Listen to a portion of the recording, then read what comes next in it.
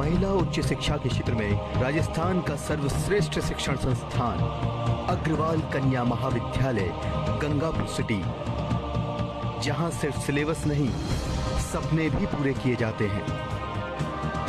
पिछले 31 वर्षों से गंगापुर क्षेत्र की बेटियों के भविष्य निर्माण में प्रयासरत।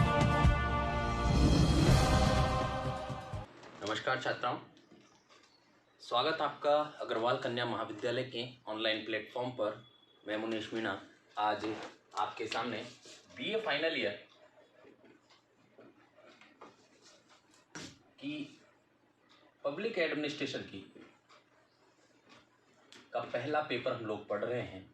इसके अंतर्गत हमारा हेनरी फेयोल टॉपिक चल रहा था। हमारा जो मूल टॉपिक चल रहा था वो हेनरी फेयोल था। इस हेनरी फेयोल के अंतर्गत हमने 14 सिद्धांतों को पढ़ रहे थे। इन 14 सिद्धांतों में हम 6 सिद्धांतों को पढ़ चुके थे, जिसके अंतर्गत हमने अंतिम सिद्धांत के रूप में व्यक्तिगत हितों की अपेक्षा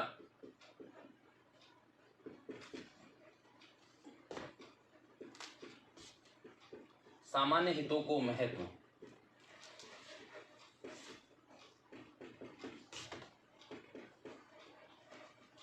बिंदु तक पढ़ा था।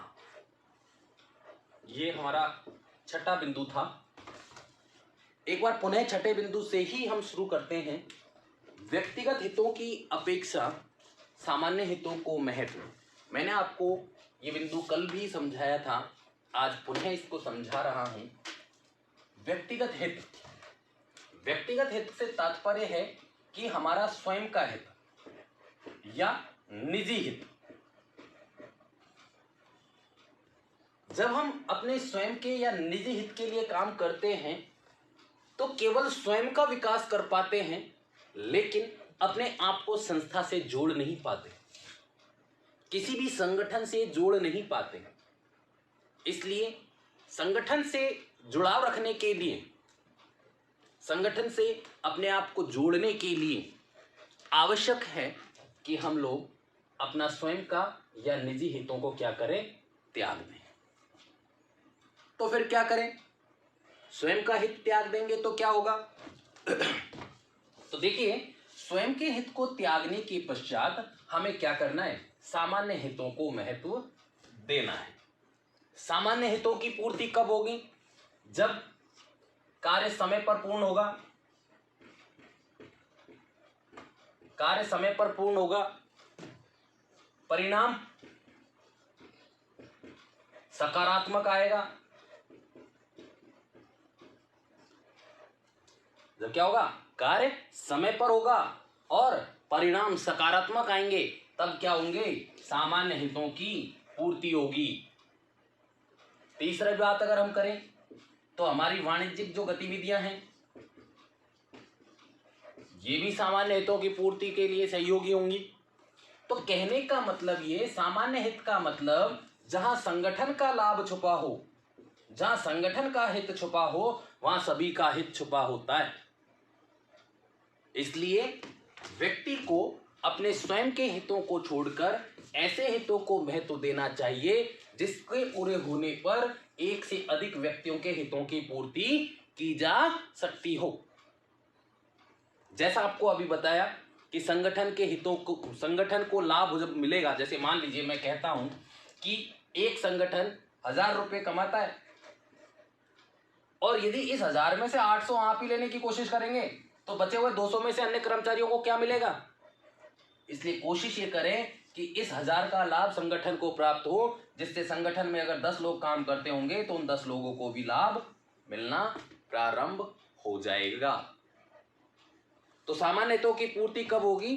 जब हम संगठन के हितों के संदर्भ में बात करेंगे, संगठन की लाभ की स्थिति के बारे में सोचेंगे, तब हम सामान्य हितों की पूर्ति करेंगे। यानी एक ऐसे तत्व को लाभ पहुंचाने का प्रयास करेंगे जिससे कि संपूर्ण कर्मचारी वर्ग या संगठन के में कार्यरत जितना भी कार्मिक हैं उन सभी का हित संभव हो। ठीक है, हम अगला पॉइंट पढ़ रहे हैं जिसका नाम है पारिश्रमिक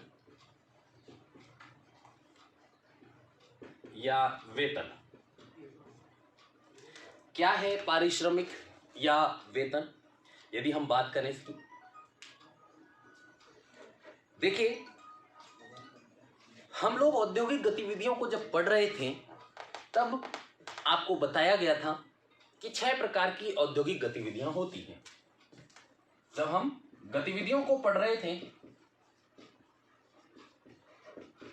तो 6 प्रकार की गतिविधियों की बात हमने की थी वहां पर, जैसे तकनीकी गतिविधि, सुरक्षात्मक गतिविधि, लेखांकन गतिविधि, वित्तीय गतिविधि, वाणिज्यिक गतिविधि और प्रबंधकीय गतिविधि। 6 प्रकार की गतिविधियां हमारे सामने। 6 के कर्मचारी अलग अलग होंगे।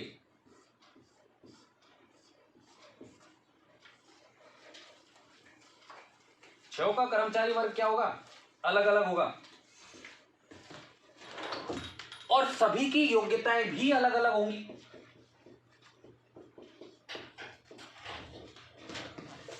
जैसे टेक्निकल अगर हम बात करें, मशीनी तकनीक की यदि बात होगी तो कहीं ना कहीं वो आईटी सेक्टर से होगा।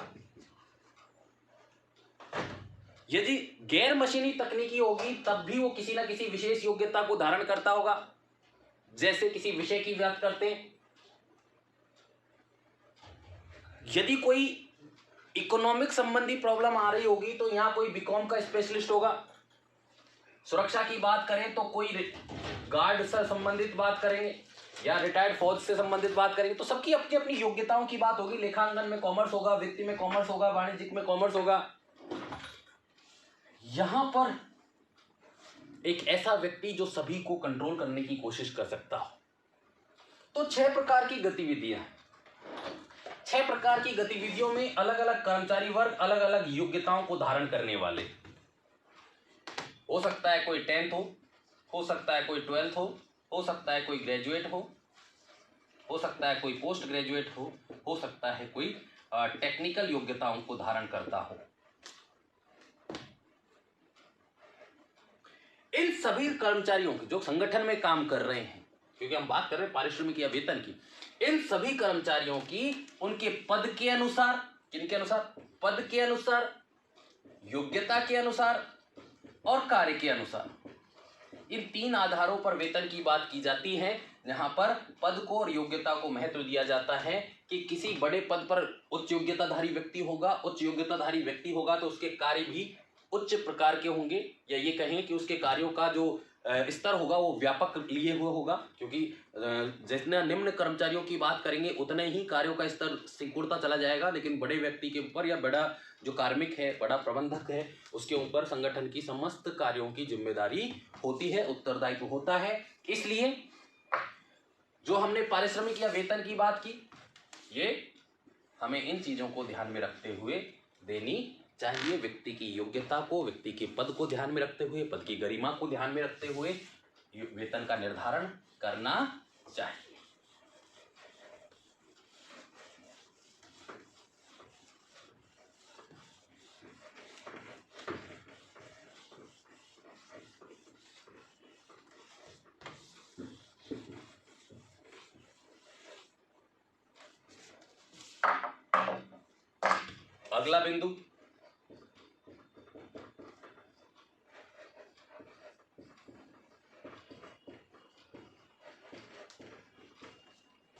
अगला बिंदु, केंद्रीकरण। देखिए यहां पर फ्योल साहब ने केंद्रीकरण की बात की है। केंद्रीकरण क्या होता है? आपने फर्स्ट ईयर में जब पढ़ रहे थे तो 2 शब्द आपके बीच में वहां पर भी आए थे, केंद्रीकरण और विकेंद्रीकरण। केंद्रीकरण व विकेंद्रीकरण।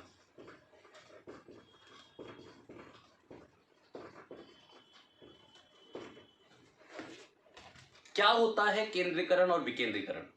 देखिए कहने को तो भाव ये है कि समस्त शक्तियां एक ही व्यक्ति में निहित कर देना केंद्रीकरण कहलाता है, जबकि अपनी शक्तियों को अधीनस्थों में बांट देना विकेंद्रीकरण कहलाता है।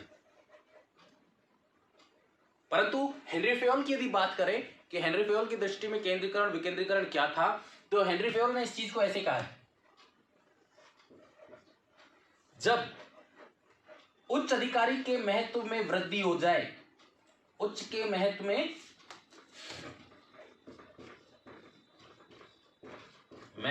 वृद्धि हो जाए और निम्न कार्मिक के महत्व में कमी हो जाए,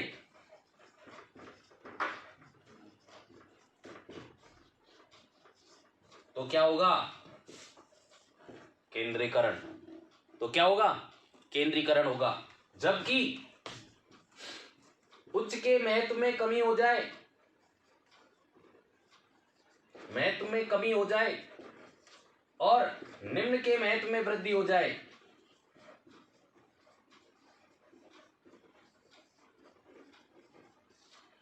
तो क्या होगा? विकेंद्रीकरण। क्या कहना चाह रहे? जब निम्न व्यक्ति के पास से समस्त शक्तियां उच्च अधिकारी अपने पास रख ले, तो इसका मतलब उच्च अधिकारी के महत्व में वृद्धि हो गई और उस वृद्धि के कारण क्या निकल कर के आया? कौन सा सिद्धांत फलीभूत हुआ? केंद्रीकरण। वहीं उच्च अधिकारी अपनी शक्तियों को अपने अधीनस्थों के मध्य बांट दे और अधीनस्थों के पास वर्कलोड पहुंच जाए, डिसीजन पावर पहुंच जाए, तो उस स्थिति में क्या होगा? विकेंद्रीकरण।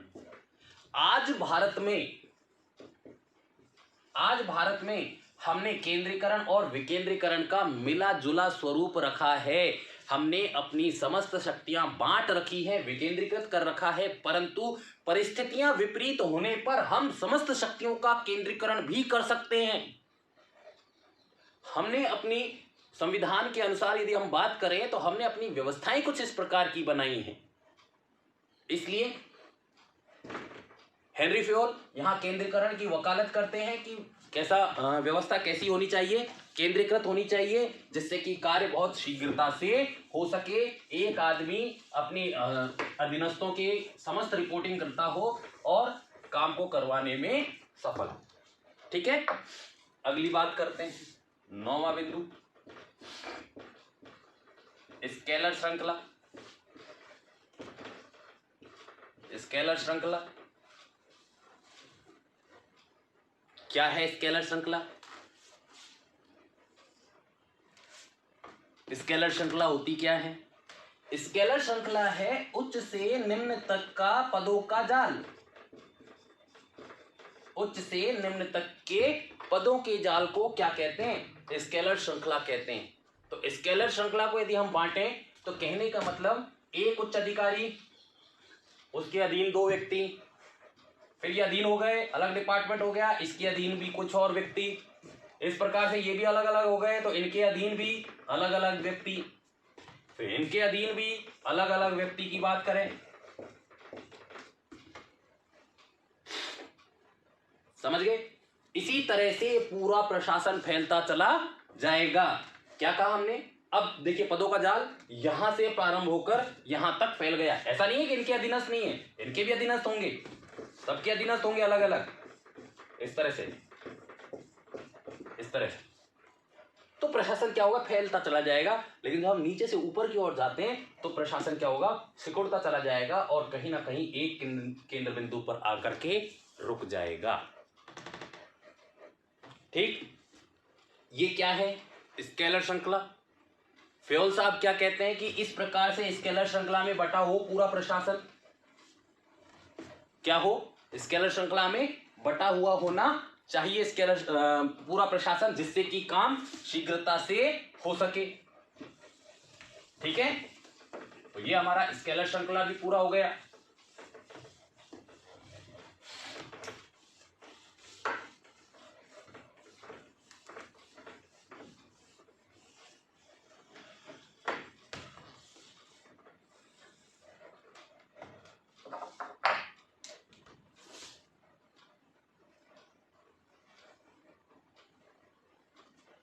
अगला बिंदु हमारा 10वां बिंदु हमारा 10वां बिंदु क्या कहता है? पद स्थापन।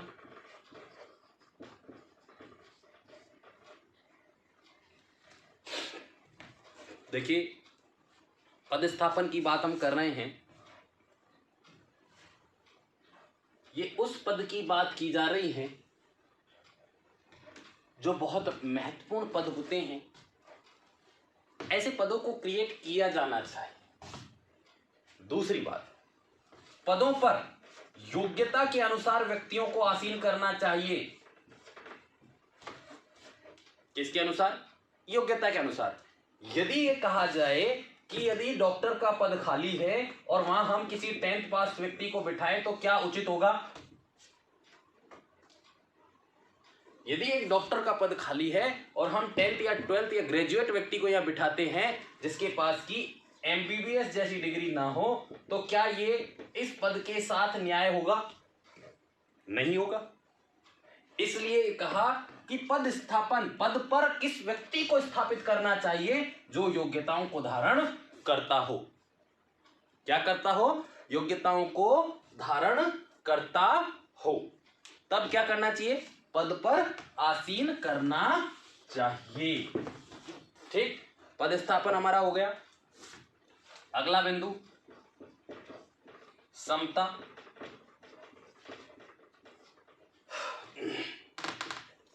देखिए, भारतीय संविधान में भी समता शब्द का उल्लेख मिलता है। हम समानता का व्यवहार करेंगे। हमारी जो प्रस्तावना है वहां पर भी हम समता की बात करते हैं। क्या है समता? देखिए, समता का तात्पर्य समानता से है। किससे है? समानता से। समानता अर्थात एक व्यक्ति के अधीन यदि 2 कर्मचारी काम करते हैं तो ऐसी स्थिति में इन दोनों कार्मिकों को समान दृष्टिकोण से देखा जाना ही समता का व्यवहार कहलाता है। यदि ये कहा जाए कि इस संगठन में एक से अधिक व्यक्ति काम कर रहे हैं और किसी एक व्यक्ति को उच्च अधिकारी अपने नजदीकी बना लेता है, अपना घनिष्ठ बना लेता है, तो ये इन 2 कर्मचारियों के साथ भेदभाव होगा। तो यहां ये कहने की कोशिश की जा रही है कि समानता का आचरण करना चाहिए, समानता का व्यवहार करना चाहिए। ये जो समानता है ये किस पर आधारित है? न्याय के सिद्धांत पर।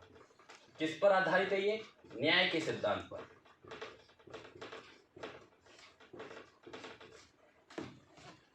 कैसे काम करते हैं ये लोग न्याय के सिद्धांत पर?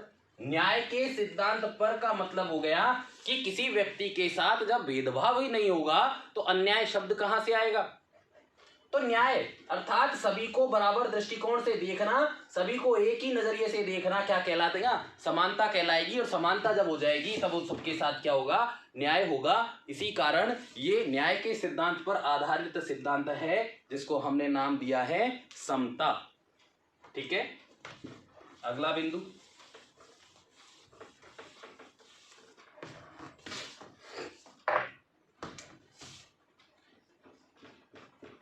बारहवां बिंदु, स्थायित्व। क्या कहना चाह रहे हैं हम लोग स्थायित्व के माध्यम से? स्थायित्व के माध्यम से हम लोग कहना चाहते हैं कि क्या होना चाहिए? जो भी कार्मिकों की नियुक्ति की जाए, जिस किसी भी कार्मिक की नियुक्ति की जाए, ये कार्मिक स्थायित्व लिए हुए होने चाहिए। स्थायित्व लिए हुए होने चाहिए। क्यों होने चाहिए स्थायित्व लिए हुए? क्योंकि जब तक स्थायित्व नहीं होगा तो कार्मिक का जो विचारधारा होगी वो डावाडोल होगी। उसका काम करने का जो मन होगा, जो इंटरेस्ट होगा, वो खत्म हो जाएगा। क्यों हो जाएगा खत्म? क्योंकि उसका काम स्थायी नहीं है। मान लीजिए ये कहा जाए कि आज एक कार्मिक की नियुक्ति हुई और उसके ऊपर सदैव ये बात बनी रहे कि वो कभी भी हटाया जा सकता है, तो क्या होगा? उसका ध्यान काम करने की ओर होगा या नए रोजगार की तलाश में होगा? तो सीधी सी बात है, मानवीय स्वभाव है। मानवीय स्वभाव के कारण व्यक्ति अपने स्थायी जॉब की प्रकृति की तलाश में करता रहेगा। स्थायी जॉब को जब तलाश करेगा तो वो कहाँ अपनी पुराने जॉब के साथ में न्याय कर पाएगा? इसलिए क्या किया जाना चाहिए? काम व्यक्ति को स्थायित्व देना चाहिए जिससे कि संगठन में रहकर संगठन के हितों की पूर्ति के लिए व्यक्ति के द्वारा प्रयास किए जाते रहे। ठीक है, अगला बिंदु, पहल।